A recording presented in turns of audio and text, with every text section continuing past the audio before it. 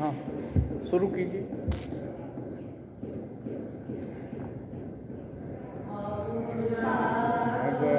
सागर कारण ही रवि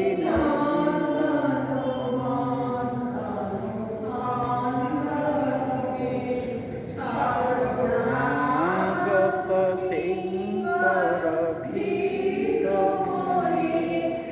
गुरुदेव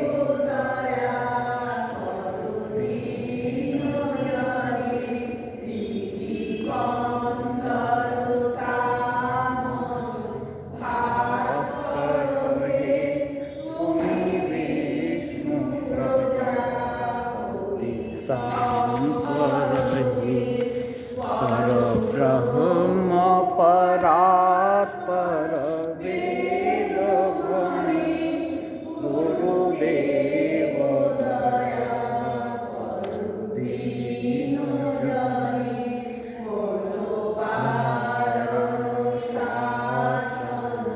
अंकुश हे नर प्राण करे चाक्षुष गुणगान परायण देवगणे गुरुदेव दया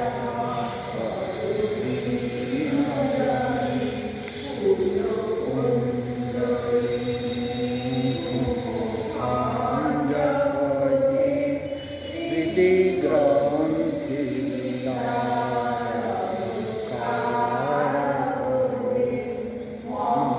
मानस चंचल रात्र दिने गुरुदेव दया दीन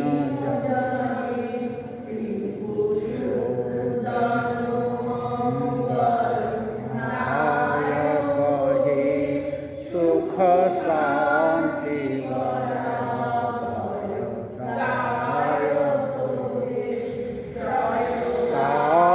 तापहरि तव नाम गुणी गुरुदेव दया दीन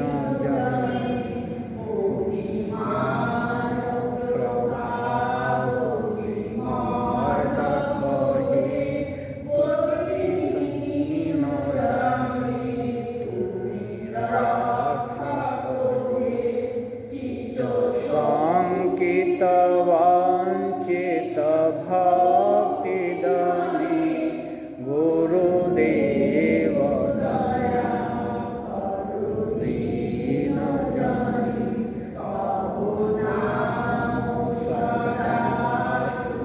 साधक हे पतिता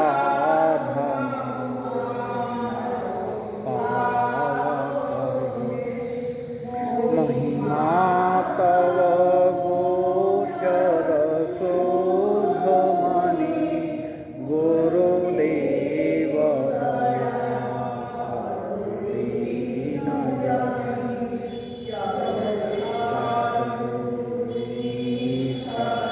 प्रापक हे भवरोग विकार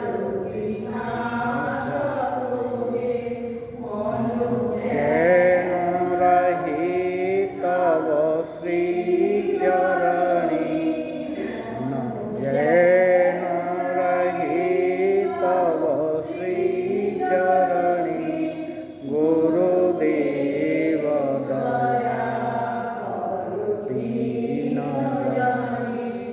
गुरुदेव दया करो दीन जनी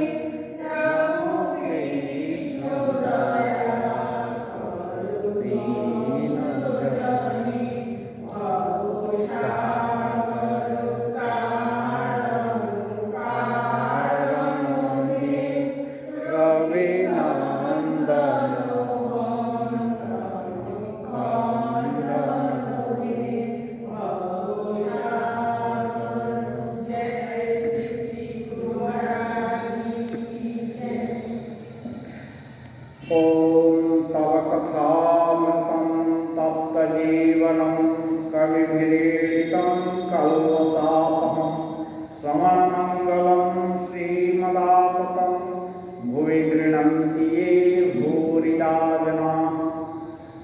श्री रामकृष्ण वचनामृत। प्रभु तुम्हारी लीला कथा अमृत स्वरूप है। ताप तप्त जीवों के लिए तो वह अमृत जीवन स्वरूप है। ज्ञानी महात्माओं ने उसका गुणगान किया है। वह पाप पुण्य को हरने वाली है। उसके श्रवण मात्र से कल्याण होता है। वह परम मधुर तथा सुविस्तृत है। जो तुम्हारी इस प्रकार की लीला कथा का गान करते हैं, वास्तव में भूतल में ये ही सर्वश्रेष्ठ दाता है। दक्षिणेश्वर में श्री रामकृष्ण देव भक्त लोगों के साथ वार्तालाप कर रहे हैं। ईश्वर तथा ऐहिक ज्ञान या अपरा विद्या। श्री रामकृष्ण देव कह रहे हैं, ईश्वर लाभ करने पर उनके बाहरी ऐश्वर्य, संसार के ऐश्वर्य को भक्त भूल जाता है। उन्हें देखने से उनके ऐश्वर्य की बात याद नहीं आती। दर्शनानंद में मग्न हो जाने पर भक्त का हिसाब किताब नहीं रह जाता। नरेंद्र को देखने पर तेरा नाम क्या है, तेरा घर कहाँ है, यह कुछ पूछने की जरूरत नहीं रहती। पूछने का अवसर ही कहाँ। हनुमान से किसी ने पूछा, आज कौन सी तिथि है? हनुमान ने कहा, भाई मैं दिन तिथि नक्षत्र कुछ नहीं जानता। मैं केवल श्री राम का स्मरण किया करता हूँ।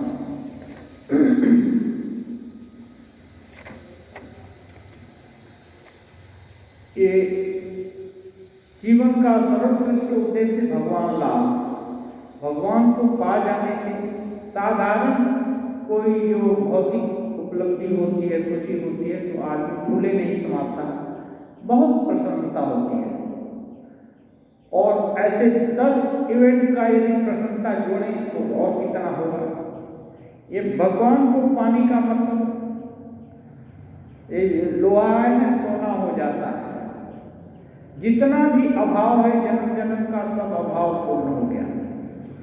तो ऐसी अवस्था में फिर ये जो भी ऐश्वर्य आजकल हम लोग को दिखता है, तो ये उसके लिए उसका मूल्यहीन हो जाता है।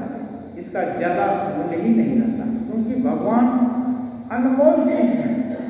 जब अनमोल चीज पा गया, जिसको कि हीरे सोने की खान मिल गई, वो क्या पत्थर की चट्टान को तोड़ने के लिए या पत्थर को खुदवाने के लिए आएगा?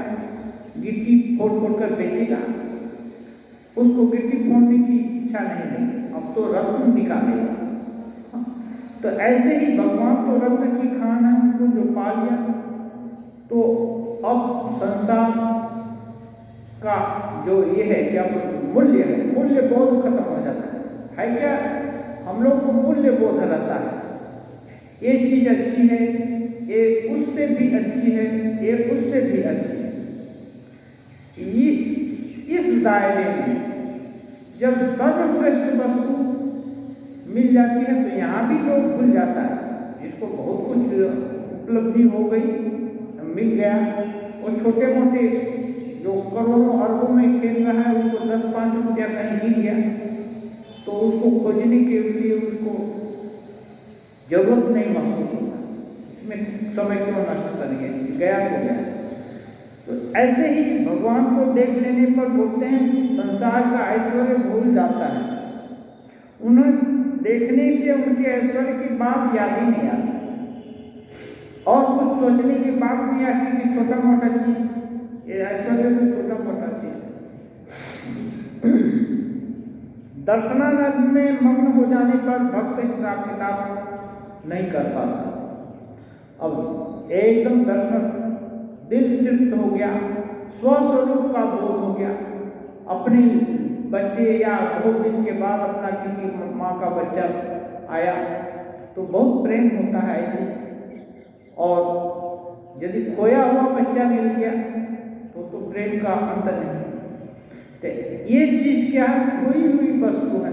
भगवत स्वरूप अपना खो गया है। अब जब मिला तो और पूछने की बात नहीं रहती कि यही भगवान है। ठाकुर एक जगह उदाहरण देते हैं, राजा 7 ड्योढ़ी के भीतर है। हर एक जितना ही दरवाजा पार करते हैं एक एक अच्छा चमत्कारी पुरुष बैठे हुए हैं। कोई पूछता है ये राजा है, वो राजा है, नहीं।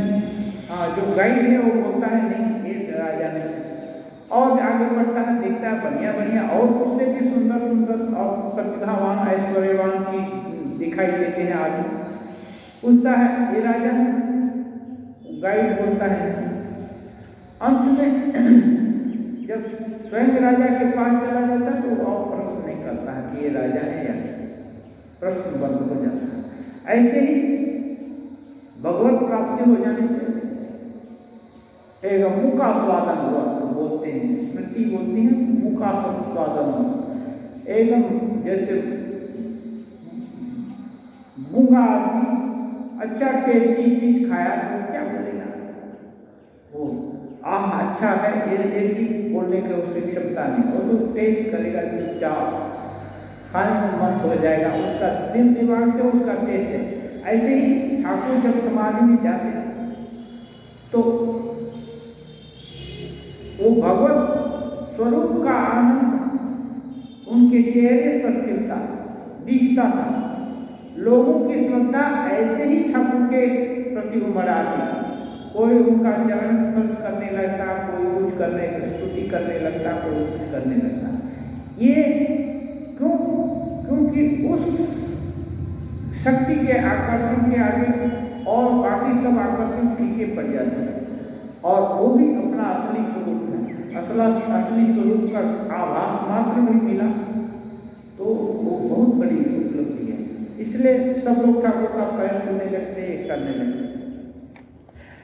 उदाहरण, जागतिक उदाहरण ठाकुर बोल रहे हैं नरेंद्र को देखने से।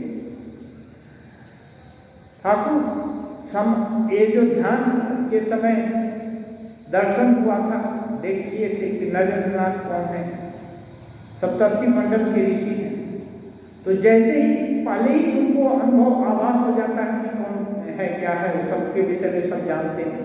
तो जैसे ही सामने आता है फिर उसके असली स्वरूप का बोध हो जाता है। फिर बाकी छोटा मोटा डिटेल पूछने का जरूरत नहीं होता, कहाँ से आया क्या आया, वो तो जानते हैं वहाँ से आया।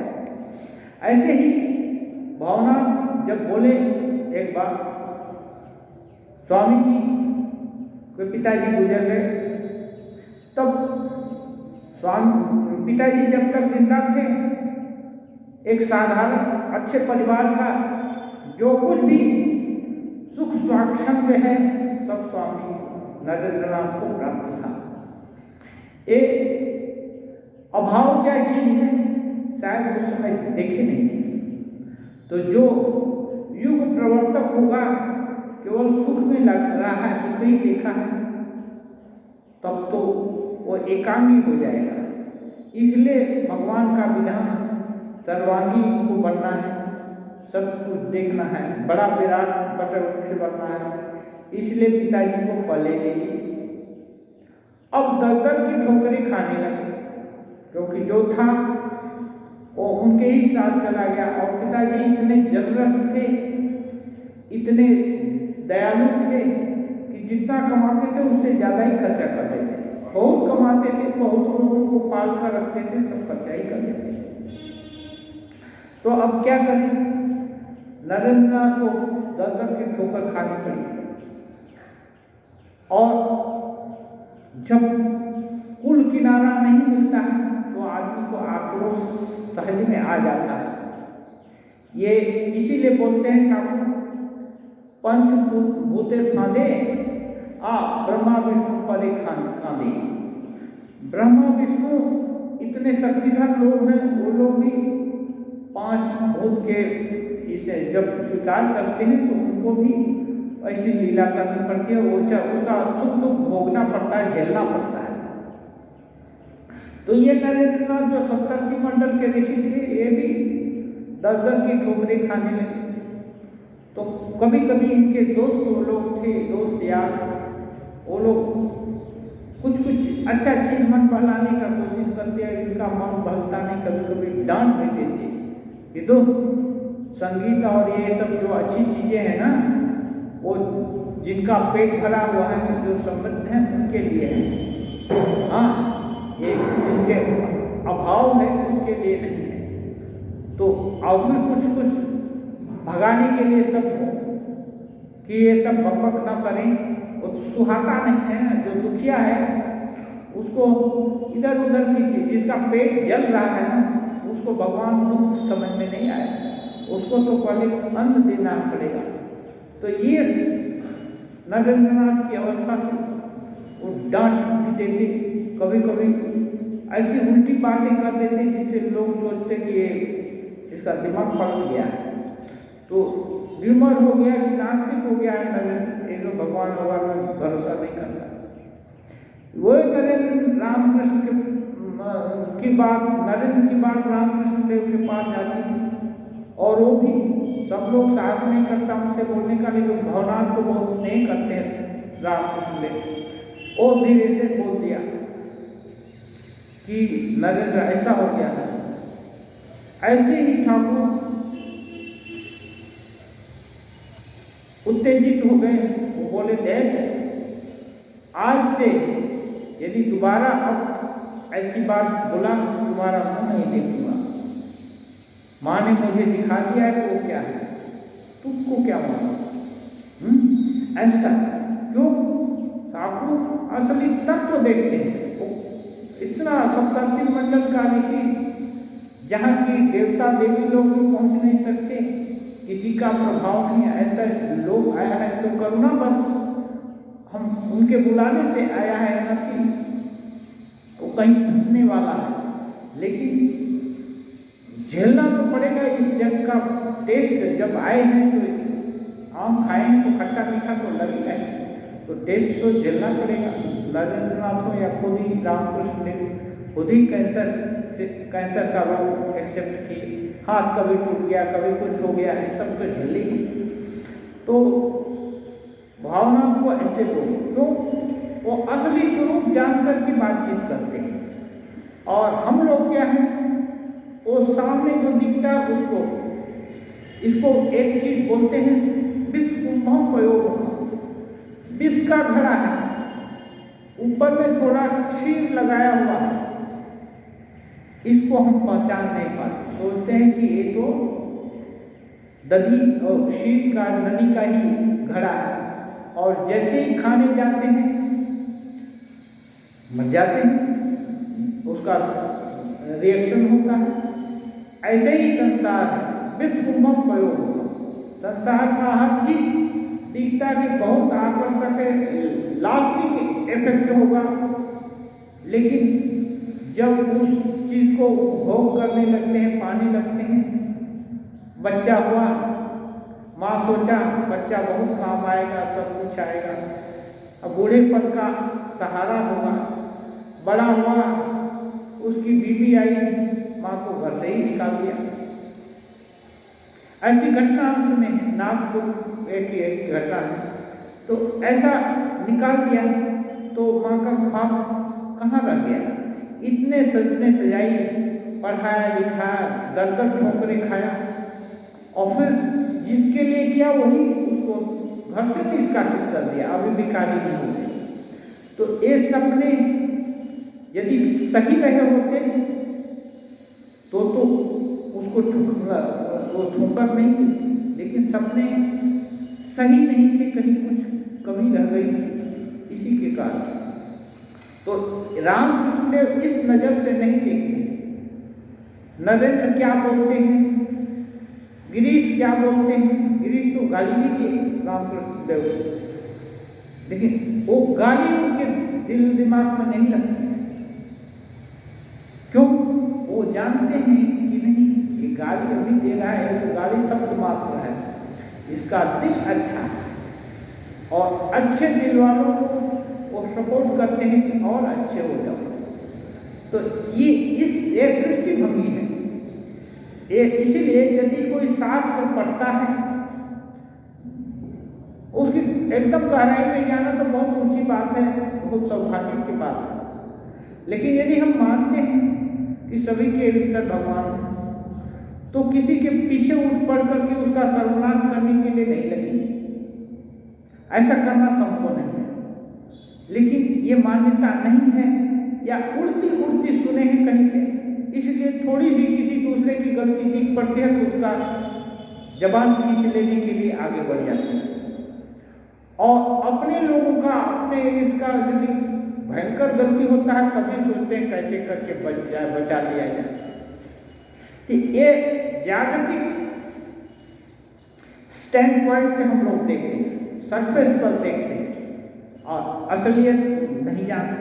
तो इसलिए ये धार्मिक, ये जो भावना का ये असर है कि यदि हम इसको सोचें और ये हमारे दिल में भर जाए तो ये जो भी माँ को बच्चा भगा दिया घर से, यदि माँ उसकी ये सोचकर सेवा करती कि चलो भगवान आए हैं बच्चे के रूप में, मुझसे जितना बन पड़ता है मैंने सेवा कर दिया, मैं किया, उससे आशा कल्पना नहीं करती कि ये हमारे लिए भी बूढ़े वृद्धावस्था का सहारा होगा, तो माँ इसको क्या है, अपना अनासक्त होकर के एक ड्यूटी समझ करके, माँ का धर्म होता है, हर चीज हर का धर्म होता है, अपना धर्म निभाए, तो उसको पुत्र के दुख देने का कोई दुख नहीं होगा। क्योंकि सभी लोग अपने स्वभाव के कारण करते हैं। कितना बढ़िया देखने में सांप हो, सुंदर हो, उसको पाले। अनेक समय देखा गया सपेरे को भी छोपल मारता है, लेकिन सपेरा लोग उससे बचने के लिए क्या करते हैं, उपाय करके रखते हैं, विष सेवन थोड़ा थोड़ा करते करते अपनी इम्यूनिटी को बढ़ा लेते हैं।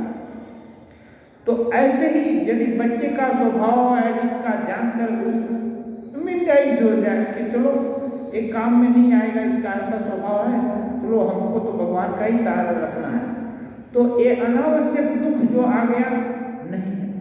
या कुछ धन घर से बाहर निकाल दिया लड़का, कुछ धन छुपा कर रखती अन्य जगह जो कि बच्चे को डिस्क्लोज नहीं करती, तो उसके भगा देने पर भी वो उसको काम आता है। वो गरीब नहीं है, लेकिन पूरा हर चीज यदि एक मुट्ठा दे दिया एक साथ तो फिर कंगाल हो। तो यही बात है। इसी से मैंने जो सही नहीं है उसको सही समझकर हम धोखा खा लेते हैं। अब लेकिन रामकृष्ण देव का स्टैंड ऐसा नहीं, वो जो बाहर में दिख रहा है उससे जज नहीं करते, वो भीतर में क्या है उससे जज करते हैं, कहीं धोखा नहीं खाते हैं। और केशव बाबू को बोलते हैं ये देखो तुम लोग जांच पड़ताल करके चेला नहीं बनाता है, इसलिए दल टूटता है, ये होता है। केशव बाबू का दल टूट गया नव विधान और साधा में। तो ये बोलते हैं, ये इनके देखने का अलग है रामकृष्ण देव के जरिया कि भीतर की गहराई में देख करके वो उठे करते हैं। इसलिए सभी तेजियान थे, ब्रह्मानंद महाराज, तुरानंद महाराज, ये महापुरुष महाराज, ये सब लोग कोई कम नहीं था,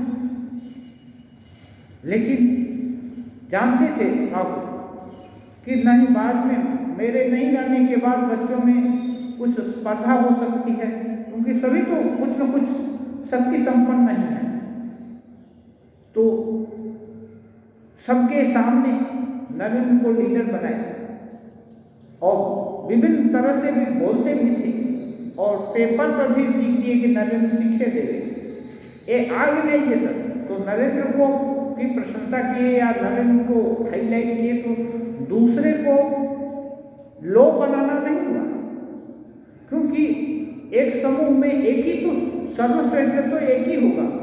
तो और फिर जो सर्वश्रेष्ठ है वो भी ऐसा नहीं है, सर्वश्रेष्ठ बनाए ठाकुर, वो विश्व प्रसिद्ध भी हुए। फिर जो कुछ भी उनको दान दक्षिणा मिली थी, अर्जन हुआ था, सब कुछ से एक छोटा सा पीस ऑफ लैंड खरीदे और पुनः नीट करके रामकृष्ण मठ ट्रस्ट करके सब कुछ अपने गुरु भाई लोग को दे दिए, जिनको कि ठाकुर बोलते थे ये सतदल है और इनको बोलते थे सहस्रदल। सहस्रदल अपने उपभोग नहीं किया और सतदल को सब वैभव, सभी जो भी एडोरेशन है, सभी कुछ उनको दे दिया, देकर अपने फकीर हो गए। यहाँ तक कि 2 पैसे चाहिए नाव, यहाँ से नाव पार करने के लिए वो भी मांग करके लेकर जाएंगे। ऐसी अवस्था, इतना सरेंडर एक किस लिए हुआ? क्योंकि ये लोग जानते थे, अच्छे से जान गए थे रामकृष्ण के संसर्ग में इनका भी दिव्य अनुभूति, अपने स्वरूप का ज्ञान हो गया था। ये जानते, ये सर्विस है, किसी की महत्ता किसी विशेषण के जोड़ देने से या विशेषण के घटा देने से कम नहीं हो जाता। सोना है, उस पर कीचड़ लगा दिया जाए तो वो उसका कम मूल्य हो जाएगा, और उस पर चंदन लगा दिया जाए और क्या बोलते हैं फूल माला चढ़ा दिया जाएगा तो उसका ज़्यादा मूल्य हो जाएगा। ये सब नहीं है। सोना तो सोना ही है, वो कीचड़ में रहे या चंदन के अंदर रहे, तो उसका मूल्य ये नहीं। इसलिए नरेंद्र नाथ को फर्क नहीं पड़ता।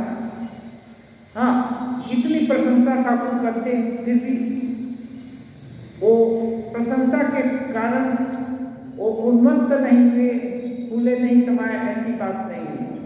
वो सबको हजम कर लिया और जब सच में पूरी प्रसिद्धि हासिल कर ली तो सब कुछ देकर, जैसे रामकृष्ण देव सब कुछ देकर नरेंद्र नाथ को फकीर हुए थे, नरेंद्र नाथ भी सब कुछ देकर गुरु भाइयों को और एक महत्तम उद्देश्य को रामकृष्ण मठ मिशन की स्थापना की, महत्व उद्देश्य के लिए सब कुछ समर्पित कर दिए और दिए नहीं, खुद भी समर्पित रहे। तो ये है विशेषता जिसके कारण हम लोग ठाकुर के बगल में बैठाते हैं। ये देश त्याग का देश है। जो भी त्याग करेगा, जहाँ भी त्याग का ये रहेगा, उसका जरूर न जरूर मूल्य ज़्यादा रहेगा। तो ये इसके कारण ठाकुर इस स्टैंड से देखते हैं, स्वामी जी भी उस स्टैंड से देखे कि रामकृष्ण देव चाहते हैं आध्यात्मिकता सबके अंदर भगवान है, इस सोल इज पोटेंशियली डिवाइन। इसको यदि आगे बढ़ाना है तो छोटे मोटे पद पोस्ट के लिए लाइट होना, इसको थोड़ा भी स्ट्रेस देने से नहीं चलेगा। इसलिए इसको एकदम थोड़ा भी महत्व नहीं है।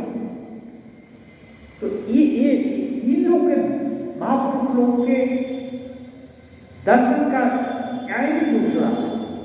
तो ये इस एंगल को यदि हम लोग अपने इसमें एक करें, अपने डे टू डे लाइफ में लाएं, तो हम देखेंगे कि एक हमारे जीवन का भी आदर्श होना चाहिए। भले ही उतना ऊंचा न हो, जितना भी आदर्श हो, आदर्श से के एकदम विपरीत कुछ नहीं है तो वो थोड़ा बड़ा समझौता कर लेने में कोई दिक्कत नहीं है।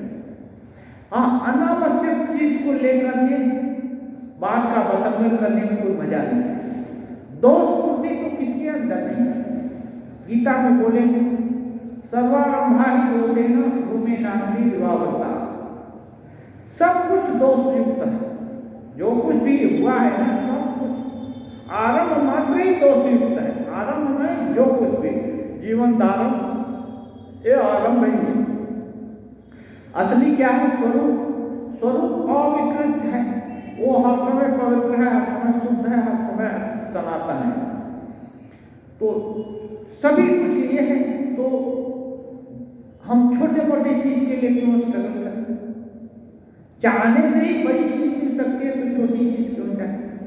यही तो उपदेश है रामकृष्ण देव। इसी को स्वामी जी पूरा फॉलो किए हैं, केवल वक्तृता के द्वारा नहीं, प्रसिद्धि पाने के के बाद, हर कुछ पाने के बाद, क्षमता पाने के बाद भी ऐसा किया, पूरा देकर फकीर हो गए। तो ये जहां रहेगा वहां लोग श्रद्धा से जरूर नत होंगे। ये अब अगला परिच्छेद है, परिच्छेद 10वां है, दक्षिणेश्वर में अंतरंग भक्तों के साथ श्री रामकृष्ण की प्रथम प्रेमोन्माद अवस्था। आगे का अपनी अवस्था का विभिन्न समय वर्णन करते हैं, आपको सिखाने के लिए, समझाने के लिए, इलस्ट्रेशन के लिए, उदाहरण के लिए। आज श्री रामकृष्ण बड़े आनंद में हैं। दक्षिणेश्वर काली मंदिर में नरेंद्र नाथ आए हैं। एक उद्देश्य है भगवान का कि नहीं, रिवाइवल होना है लोगों में, धर्म का ये जो है भगवत भाव को जगाना है। तो जगाने के लिए स्वयं तो साधना किए 12 साल, और जाग करके विभिन्न टेस्ट के द्वारा वो देख लीजिए कि नहीं, सत्य वही चीज है। अब उसका एक उसको धारण करने वाला भी तो चाहिए, तो धारण करने वाला नरेंद्र उनको पकड़ कर लाए। तो इनको देखने से बड़ा आनंद होता है, चलो अब मिशन पूरा होगा, खाना बन गया। केवल खाना बनने से ना, कितना धुआं आग जलानी पड़ी, लकड़ी लगाना पड़ा, आलू बटन काटना पड़ा, बहुत सारा कुछ करना पड़ा। अब खाने वाला ही कोई ना हो तो उस खाने का कोई मूल्य है, उतना मेहनत बेकार चला जाएगा। और खाने वाला यदि श्रेष्ठ व्यक्ति हो तो आनंद की सीमा कहाँ रहेगी, तो आनंदित होगा ही। तो श्री रामकृष्ण देव आनंदित है। और भी कुछ अंतरंग भक्त हैं। नरेंद्र ने यहाँ आकर स्नान किया और प्रसाद पाया। आज आश्विन की शुक्ला चतुर्थी है, 16 अक्टूबर 1882 सोमवार। आगामी गुरुवार को सप्तमी है, दुर्गा पूजा होगी। श्री रामकृष्ण के पास राखाल, रामलाल और हाजरा है। नरेंद्र के साथ 1-2 और ब्राह्मण लड़के आए हैं। आज मास्टर भी आए हैं। नरेंद्र ने श्री रामकृष्ण के पास ही भोजन किया। भोजन हो जाने पर श्री रामकृष्ण ने अपने कमरे में बिस्तर लगा देने को कहा, जिस पर नरेंद्र आदि भक्त, विशेषकर नरेंद्र, आराम करेंगे। चटाई के ऊपर रजाई और तकिए लगाए गए हैं। श्री रामकृष्ण भी बालक की भांति नरेंद्र के पास बिस्तर पर आ बैठे। भक्तों से, विशेषकर नरेंद्र से और उन्हीं की ओर मुंह करके हंसते हुए बड़े आनंद से बातचीत कर रहे हैं। अपनी अवस्था और अपने चरित्र का बातों में वर्णन कर रहे हैं। श्री रामकृष्ण नरेंद्र आदि भक्तों से कह रहे हैं, मेरी इस अवस्था के बाद मुझे केवल ईश्वरी बातें सुनने की व्याकुलता होती थी।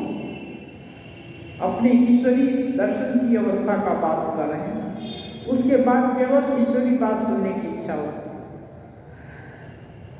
भागवत, अध्यात्म, रामायण, महाभारत, कहाँ इनका पाठ हो रहा है, यही सब ढूंढता फिरता था। आर्यता के कृष्ण किशोर के पास अध्यात्म रामायण सुनने जाया करता था। ये महाभारत कुछ लोगों से सुना है, महाभारत घर में रखने से केवल झगड़ा लड़ाई होता है। एक कहाँ से सुन लिए लोग। हाँ, महाभारत एक ऐसा ग्रंथ है जिसमें भारत का पूरा इतिहास, संस्कृति विभिन्न रूप से, युद्ध में भी बहुत ये है, क्या बोलते हैं, धर्म का भाव है। हाँ, विभिन्न चरित्र अपना ये करते हैं, अपना आदर्श दिखाते हैं, बहुत तरह के आदर्श का। तो एक को ऊंचा बनाना है तो दूसरे को निकृष्ट दिखाना ही पड़ता है। एक निकृष्ट है, उसके सामने ही दूसरा उत्कृष्ट है। तो ये सभी तरह के चरित्र का तो वर्णन होगा ही। अब जो जैसा है वो अपने हिसाब से ले ले। कोई श्रेष्ठ बनना चाहता है कि निकृष्ट बनना चाहता है, वो उसका चॉइस है।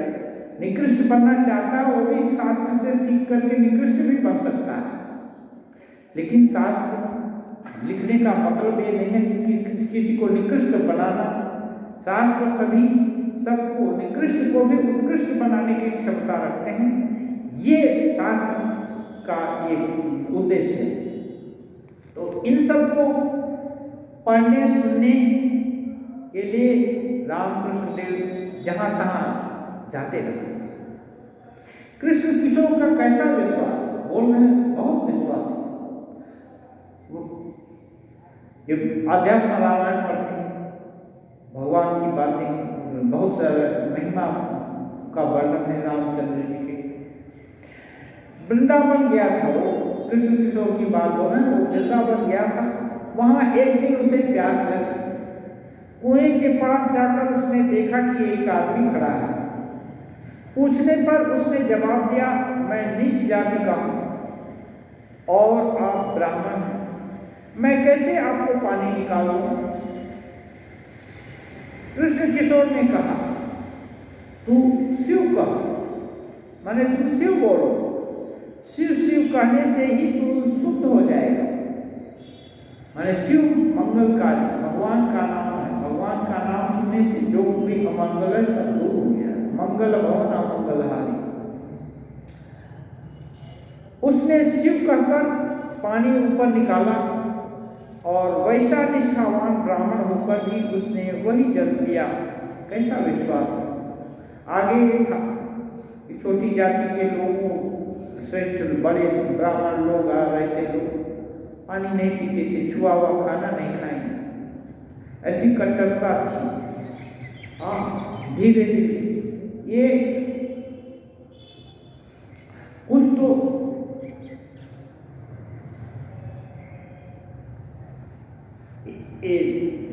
जैसे जिस तरह के लोगों का ये हो गया, जैसे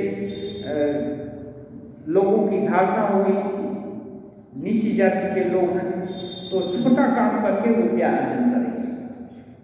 जैसे और हो सकता है जितना श्रम करना चाहिए उतना पूरा श्रम नहीं किए, कम श्रम करके भी ऐसे ज़्यादा पैसा लेना चाहिए। दूसरा, व्यापार किया तो झूठ बोलकर धप्पा दे करके 100 रुपये का सामान 150 रुपये को बेचा। तीसरा चीज है, क्षत्रिय है, अत्याचार के अन्याय के सब आगे उसको अस्त्र उठाना है तो कभी कभी घमंड में सदाचारी के साथ भी अन्याय कर बैठता है। तो ये सब दोष है। लेकिन ब्राह्मण का धर्म था, ब्राह्मण के यहाँ से भिक्षा लेगा। ब्राह्मण का धर्म है त्याग, तपस्या, शास्त्र अध्ययन। तो अच्छे लोग से दिया गया अन्न में अच्छे संस्कारों की ये मान्यता थी। तो अच्छे संस्कार होंगे तो अपने को प्रभावित नहीं करेंगे, है ना। अब अपना मन धूमिल नहीं करेंगे। बोलते हैं लोग जैसा अन्न वैसा ये दिल दिमाग, अन्न का प्रभाव पड़ता है। लेकिन स्वामी जी बोलते हैं कि नहीं, आत्मा जो भी अन्न खाए या आत्मा नित्य शुद्ध है। हाँ, कुछ खाद पेय या क्या उनको अपवित्र कहीं कर सकता, उन मुक्त स्वतंत्र प्रवाहित तुम नदी तुल्य बन जाओ। जैसे नदी, गंदे चीज भी नदी में बहता है, अच्छा चीज भी नदी में बहता है, सबको नदी ले जाती है। कुछ दूर जाने के बाद गंदगी भी साफ हो जाती है, नदी का जल निर्मल हो जाता है। ऐसे स्वामी जी बोलते हैं सब उस कोई खाद्य पेय तुमको ये नहीं कर सकता। लेकिन कब, जब एक विशेष आदर्श लेकर के ये करेगा, जिंदगी जिएगा। जैसे ठाकुर बोलते हैं ये जो बड़ा अग्नि है ना नरेंद्र, इतनी आग है उसमें केला का आग भी डाल देने से हजम हो जाएगा। इसलिए ठाकुर नरेंद्र नाथ को एक बार बोलते हैं कि हम बीफ खाकर आए, बीफ खाकर आए। तो वो बोले कोई बात नहीं, ठाकुर नाराज नहीं। वो बोले कोई बात नहीं, लेकिन वही ठाकुर बोलते हैं यदि राखाल खाकर आते तो उनका मुंह नहीं देखते, क्योंकि नरेंद्रनाथ जलते हुए अग्नि के समान है। वो देखना चाहते हैं कि बीप खाया बोल देगा तो ठाकुर क्या नाराज हो जाते हैं, अपने को छोड़ देते हैं। बड़े बड़े लोग बड़े को दूसरे ढंग से भी टेस्ट करते हैं, जैसे घर में स्वामी स्त्री है, कभी कुछ खराब कर दिया तभी तो दिखाई, सब लोग सब ठीक ठाक है तो धैर्य की परीक्षा कहाँ होगी। जब कभी थोड़ा बेठीक हुआ तब भी अपना समझ करके उसको माफ कर दिया तो उसको यह धैर्य की परीक्षा होती है। तो ऐसे परस्पर रामकृष्ण देव भी टेस्ट किए नरेंद्रनाथ को और नरेंद्रनाथ भी टेस्ट किए रामकृष्ण देव को। तो ये है कि यदि विषम परिस्थिति में ही टेस्टिंग होती है तो ये कृष्ण किशोर हैं जो इनका इतना विश्वास है कि भगवान का नाम लिया तो अब पवित्रता नहीं रह जाएगी। तो ये वर्ण व्यवस्था थी, धीरे धीरे डिटोरिएट होते होते इस समय आ गई जाति में, जैसे जन्म लिया उसे। और ये तो एक समय हर चीज में डिटोरिएशन होता है।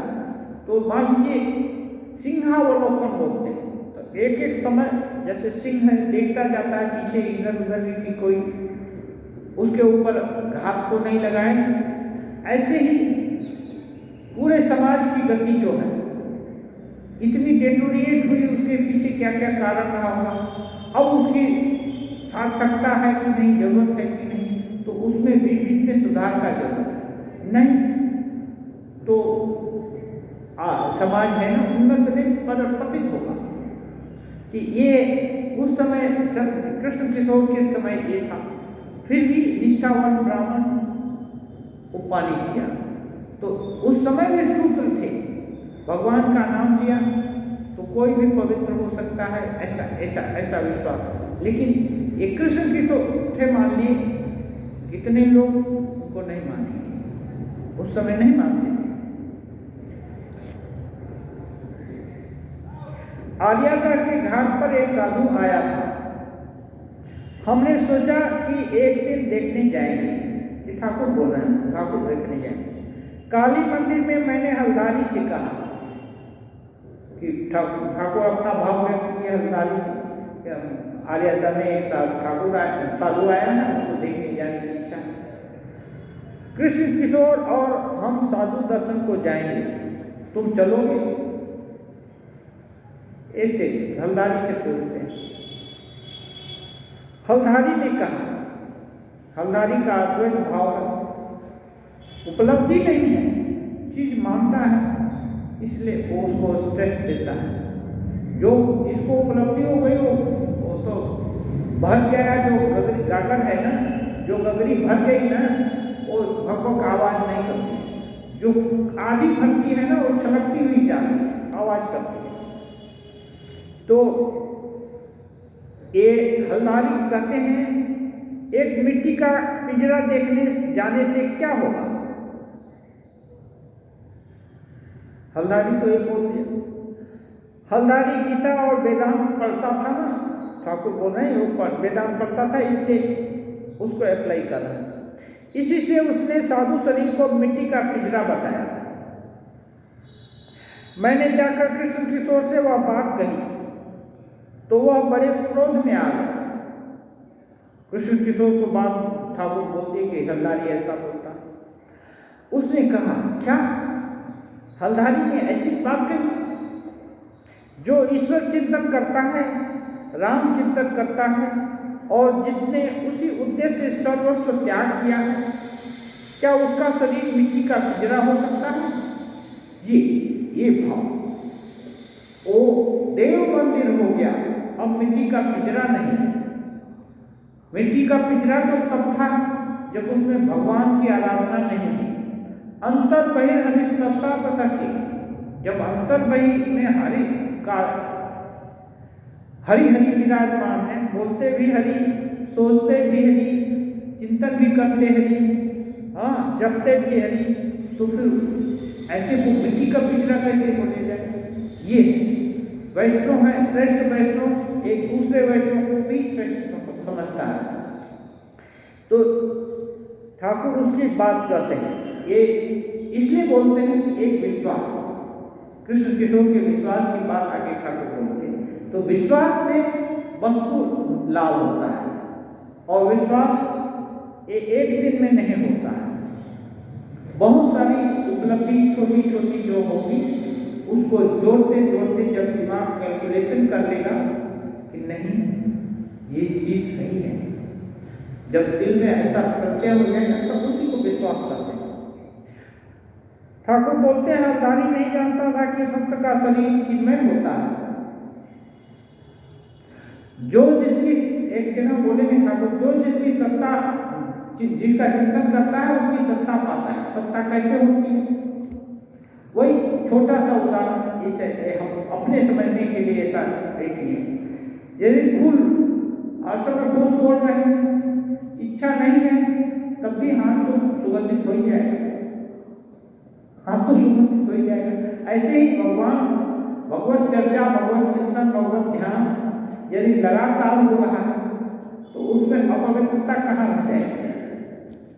तो ये इसलिए उस भक्त लोग भक्त के शरीर को चिन्मय देश बोलते हैं, इसमें भगवान विराजमान है।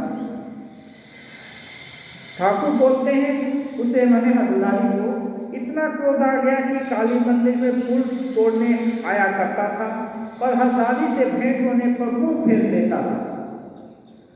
हरदारी के प्रति उसके नफरत हो गई और देखने से वो सिर हटा लेता। अरे साधु के शरीर को माटी का पिंजरा बोलता है। उससे बोलता तक न था। ये जो हरदारी से कृष्ण किशोर बात तक नहीं करते। क्यों? क्योंकि उसने ईश्वर का जो जन्म है उसको इंफीरियर बता दिया। ये है श्रद्धा के बाद विश्वास की। उसने मुझसे कहा था,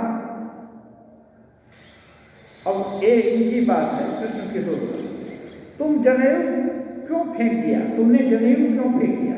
ठाकुर को पूछा, क्योंकि वो क्या बोलते, कृष्ण किशोर उम्र में बड़े थे, तो तुम करके संबोधन कर, तो तुमने जनेऊ क्यों फेंक दिया?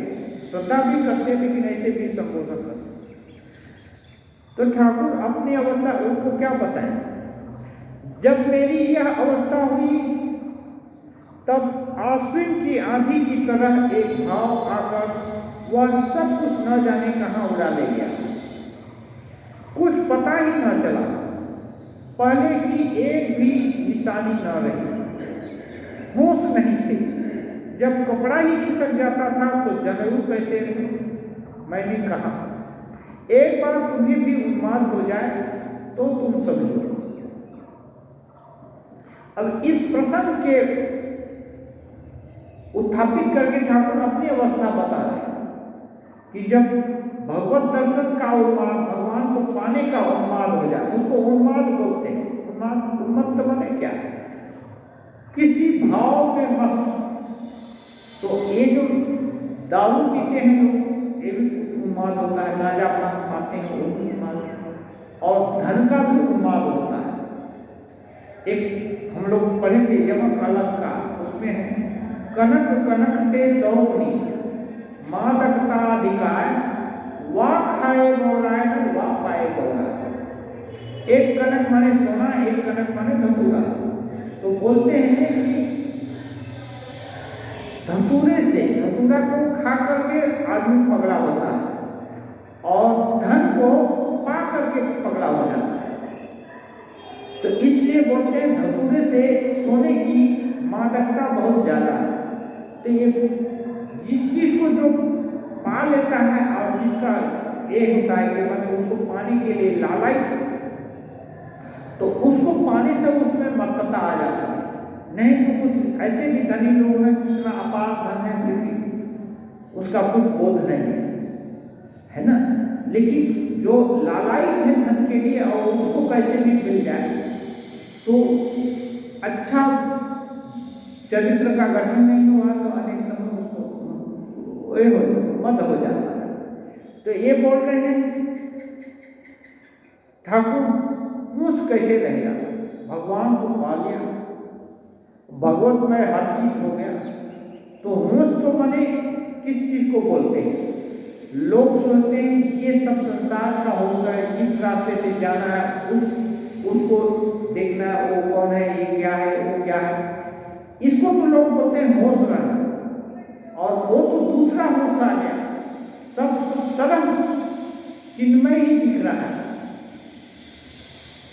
जैसे एक दूसरा उदाहरण है, जैसे सोने के 1000 तरह के आभूषण, तो माता जी लोग या पुरुष लोग जो भी है अपने अपने पसंद का आभूषण खरीदने जाए, सभी आभूषण को कोई नहीं लेना चाहे, लेकिन जो सोना बेचने वाला है